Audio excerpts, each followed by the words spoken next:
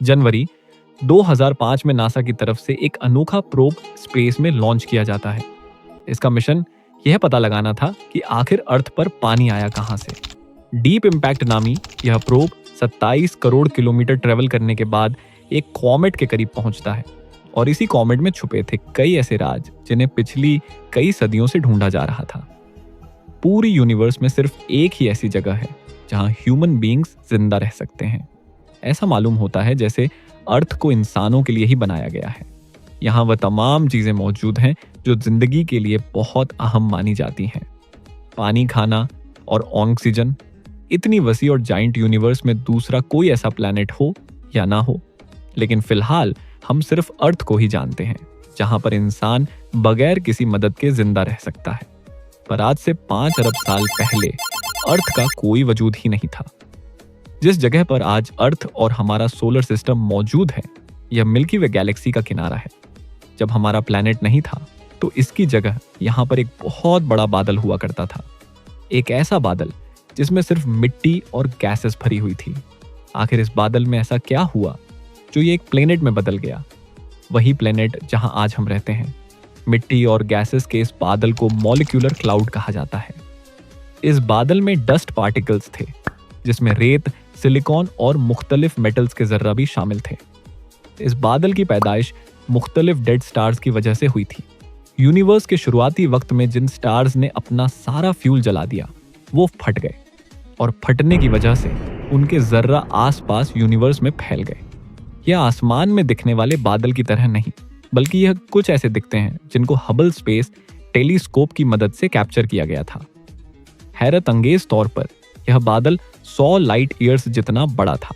यानी इसके एक कोने से अगर कोई लाइट ट्रेवल करना शुरू हो तो इसको मॉलिक्यूलर क्लाउड के दूसरे कोने तक पहुंचने में 100 साल लग जाएंगे। आसान अल्फाज में समझा जाए तो सूरज और अर्थ के दरमियान जितना डिस्टेंस है, इससे 60 लाख गुना बड़ा यह मिट्टी का बादल था। यही वह बादल है जिसमें से नए स्टार्स और प्लेनेट बनते हैं। और जो फोर्स इस बादल में से स्टार्स और प्लेनेट को बनाती है वो है ग्रेविटी। जी हाँ, वही ग्रेविटी जो स्पेस में होती तो नहीं, बल्कि यह जनरेट होती है। स्पेस में 2 ऑब्जेक्ट्स अपनी अपनी ग्रेविटी की वजह से एक दूसरे से जुड़ जाते हैं या एक दूसरे को अट्रैक्ट करते हैं। जिस ऑब्जेक्ट का मास ज्यादा होगा उसकी ग्रेविटी भी ज्यादा होगी। मॉलिक्यूलर क्लाउड के पार्टिकल्स इसी ग्रेविटी की वजह से एक दूसरे में जुड़ते गए। जो बड़े पार्टिकल्स थे उन्होंने छोटे पार्टिकल्स को अट्रैक्ट करना शुरू कर दिया। ये पार्टिकल्स बहुत तेजी से एक दूसरे में टकराने लगे और इसकी वजह से एनर्जी जनरेट हुई, जिसने गोल घूमते हुए बादल के कोर को, उसके सेंटर को गर्म कर दिया। अगले करोड़ों सालों तक यह प्रोसेस ऐसे ही चलता रहा और मॉलिक्यूलर क्लाउड का कोर बड़ा भी होता गया, ज्यादा तेज भी घूमने लगा और ज्यादा गर्म भी हो गया। और एक वक्त के बाद यह बहुत बड़ा फायरबॉल हमारा सूरज बन गया। बचा हुआ मॉलिक्यूलर क्लाउड अब इसी सूरज के गिर्द घूमने लगा। इसमें मौजूद पार्टिकल्स और गैसेस से ही सोलर सिस्टम के प्लैनेट जिंदगी और उन प्लैनेट के गिर्द घूमने वाले चांद बनेंगे। पर आखिर कैसे, ये एक मिस्ट्री थी, लेकिन अब नहीं है। मॉलिक्यूलर क्लाउड से स्टार यानी सूरज बनने के बारे में पहली बार एक हाइपोथेसिस 1700 में जर्मन फिलोसोफर इनुल कांट और फ्रेंच स्कॉलर पियर साइमन की तरफ से पेश किया गया। लेकिन उस वक्त यह सिर्फ एक आइडिया था। उसके बाद 1920 और 1950 के बीच में जब टेलीस्कोप्स काफी एडवांस होने लगे तो एस्ट्रोनॉमिकली स्कोप की मदद से पॉसिबल नहीं था। फिर 1970 और 1980 के बीच रेडियो और इंफ्रारेड टेलीस्कोप्स की इन्वेंशन ने यह मसला भी हल कर दिया। अब डस्ट और गैसेस के इन बादलों के अंदर देखना भी मुमकिन हो गया। एस्ट्रोनॉमिकली स्कोप्स की मदद से मॉलिक्यूलर क्लाउड्स के अंदर नए स्टार्स को बनते हुए देखा। इससे यह साबित हो गया कि नए स्टार्स मॉलिक्यूलर क्लाउड्स के अंदर ही जन्म लेते हैं और बादल के बचे हुए पार्टिकल से बाद में प्लैनेट बनते हैं। पर यह प्रोसेस शुरू कैसे होता है? पहले इसके बारे में कई आइडियाज फ्लोट किए गए, लेकिन फिर मार्च 2003 में इंटरनेशनल स्पेस स्टेशन में एक एक्सपेरिमेंट किया गया जिसने सदियों पुराने इस सवाल का जवाब दे दिया। एस्ट्रोनॉट डॉन पेटेड ISS में मौजूद मुख्तलिफ चीजों के साथ एक्सपेरिमेंट करके यह देखना चाहते थे कि यह चीजें स्पेस में कैसे बिहेव करती हैं। उन्होंने पानी के बबल्स बनाए और उसके अंदर डिसॉल्व रिंग और एक प्लास्टिक बैग में नमक डालकर उसे स्पिन किया। इन एक्सपेरिमेंट्स का मकसद वैसे तो कुछ और था, लेकिन उनके आखिरी एक्सपेरिमेंट ने सदियों पुराने सवाल का जवाब दे दिया। जब नमक को प्लास्टिक बैग में डाला गया तो थोड़ी देर के बाद सॉल्ट पार्टिकल्स एक दूसरे के साथ चिपक गए। क्योंकि स्पेस में ये पार्टिकल्स एक दूसरे को अट्रैक्ट करते हैं, साइंटिस्ट का मानना है कि मॉलिक्यूलर क्लाउड के अंदर छोटे बड़े जर्रा जो सारे सूरज के गिर्द एक ही डायरेक्शन में घूम रहे थे, वह आपस में इसी नमक की तरह जुड़ गए और यहीं से प्लेनेट के बनने की शुरुआत हुई। करीब 45 अरब साल पहले मॉलिक्यूलर क्लाउड में भी इसी तरह पार्टिकल्स मिलकर एक झुंड बनाने लगे, ठीक उसी तरह जैसे डॉन पेडिट के एक्सपेरिमेंट में नमक के जर्रा एक दूसरे से मिल रहे हैं। जब इस झुंड का साइज 1 किलोमीटर तक यानी एक पहाड़ की साइज जितना बड़ा हो गया तो इसकी अपनी ग्रेविटी इतनी ज्यादा हो गई कि इसने आसपास के पार्टिकल्स को भी अपनी तरफ अट्रैक्ट करना शुरू कर दिया। ठीक उसी तरह जैसे वैक्यूम क्लीनर मिट्टी को अपने अंदर सक करता है। अगले 30 लाख सालों तक यह प्रोसेस ऐसे ही चलता रहा और जर्रा के झुंड में से 20 प्लैनेट उभर कर सामने आ गए जो सारे सूरज के गिर्द घूम रहे थे। अब क्योंकि ये 20 प्लैनेट काफी बड़े हो चुके थे, इसी वजह से इनकी अपनी ग्रेविटी ने ऑर्बिट के दौरान एक एक दूसरे को अपनी तरफ अट्रैक्ट करना शुरू कर दिया और आखिरकार इनकी आपस में टक्कर होने लगी। हर एक टक्कर में 2 प्लैनेट ने आपस में मिलकर एक बड़ा प्लैनेट बना दिया। वक्त के साथ साथ इन टक्कर की वजह से सोलर सिस्टम में जहां पहले 20 प्लैनेट थे वो अब सिर्फ चंद प्लैनेट ही रह गए, जिसमें वीनस, मर्क्यूरी, मार्स और हमारा अर्थ भी शामिल है। पर यह अर्थ उस वक्त ऐसा नीला और जिंदगी से भरपूर नहीं था, बल्कि ये कोलिजन की वजह से आग बगोले की तरह काफी गर्म था। एस्ट्रोनॉमिकली ऑन अगेंस्ट आ भी गया तो यह सेकंड से भी कम टाइम में भाप बनकर खत्म हो जाएगा। अर्थ में जिंदगी के आसार सिर्फ तभी उभर पाएंगे जब इसका टेम्परेचर गिरेगा, लेकिन जब तक यह ठंडा होता, इसे अपनी एडजस्टमेंट्स के लिए अभी सबसे बड़े खतरे का सामना करना था, सोलर स्टॉर्म। जी हाँ, सूरज से निकलने वाली शयाएं जब भी किसी प्लैनेट में दाखिल होती हैं तो वह उसके एटमॉस्फेयर को काफी नुकसान पहुंचाती हैं। यही सोलर स्टॉर्म्स दूसरे प्लैनेट में भी आते हैं और इसकी वजह से यहाँ जिंदगी का बढ़ना मुमकिन नहीं होता। ज्यादा दूर जाने की जरूरत नहीं, मार्स जो अर्थ का पड़ोसी प्लैनेट है, वहां पर सोलर स्टॉर्म्स ने जिंदगी के चांसेस को खत्म कर दिया है। पर इन्हीं सोलर स्टॉर्म्स का अर्थ ने मुकाबला कैसे किया, इसका सीक्रेट छुपा है। अर्थ के कोर में जब मॉलिक्यूलर क्लाउड में अर्थ बनना शुरू हुआ तो इसका टेम्परेचर काफी बढ़ गया। इस टेम्परेचर ने अर्थ को एक फायरबॉल बना दिया। पत्थर पिघल गए और उनमें मौजूद आयरन और निकल भी।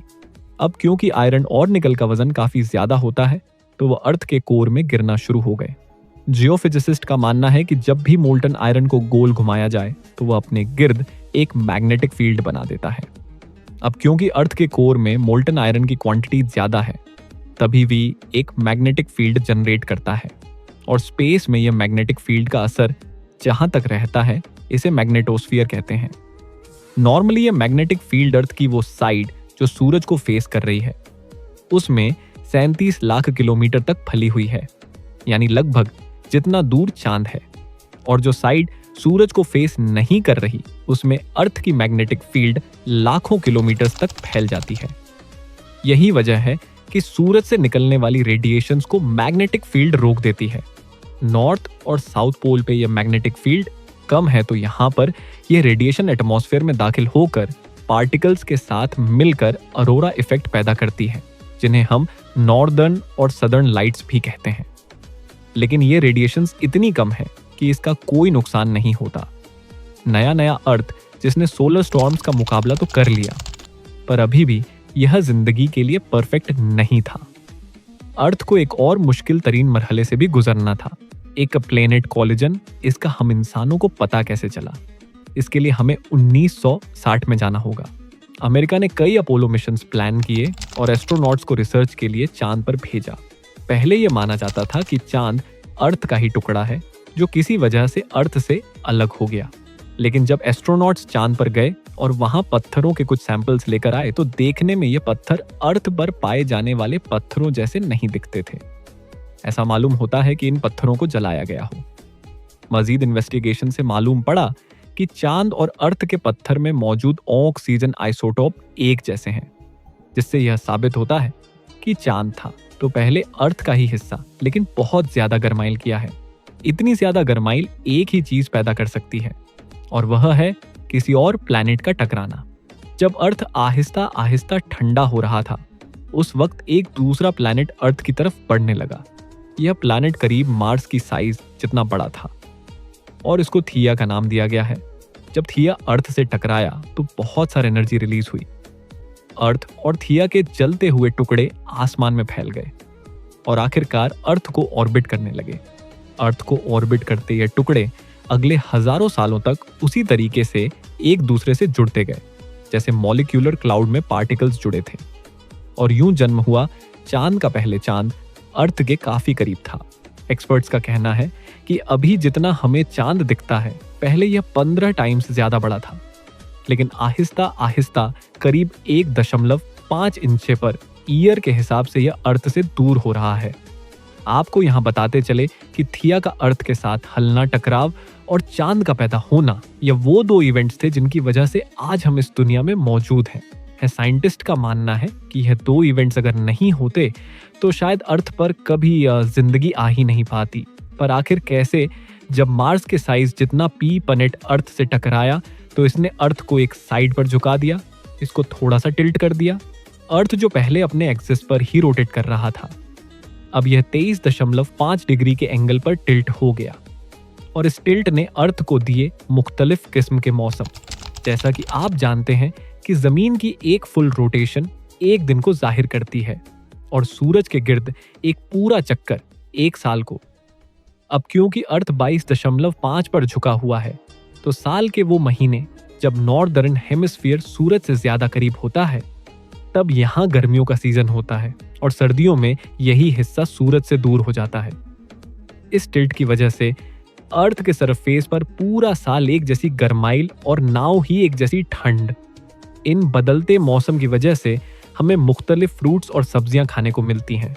साल भर मुख्तलिफ रंग देखे जा सकते हैं, और मानसून में बारिश के साइकिल की वजह से पीने का साफ पानी रिवर्स के जरिए मिलता है।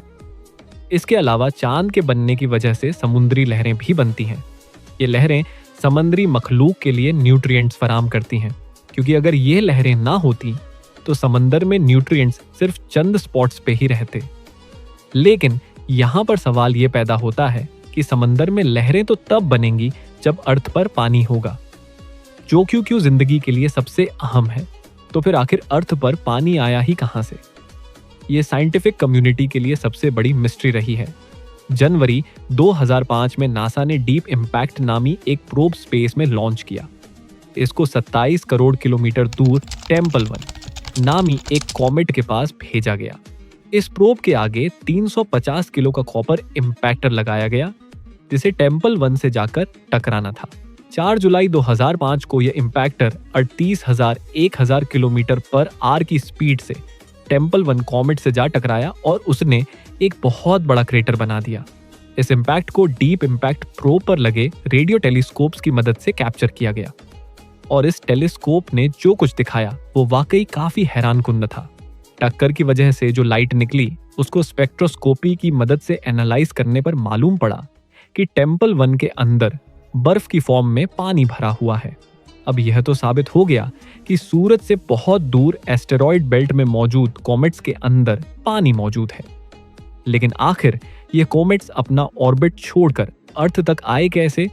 और वो भी करोड़ों की तादाद में। एक्सपर्ट्स का मानना है कि यह काम हमारे सोलर सिस्टम में मौजूद सबसे बड़ा प्लेनेट ही कर सकता है, जुपिटर। जी हाँ, जुपिटर हमारे सोलर सिस्टम का सबसे बड़ा प्लेनेट है, और जाहिर है इसकी ग्रेविटी भी अर्थ से कई गुना ज्यादा है।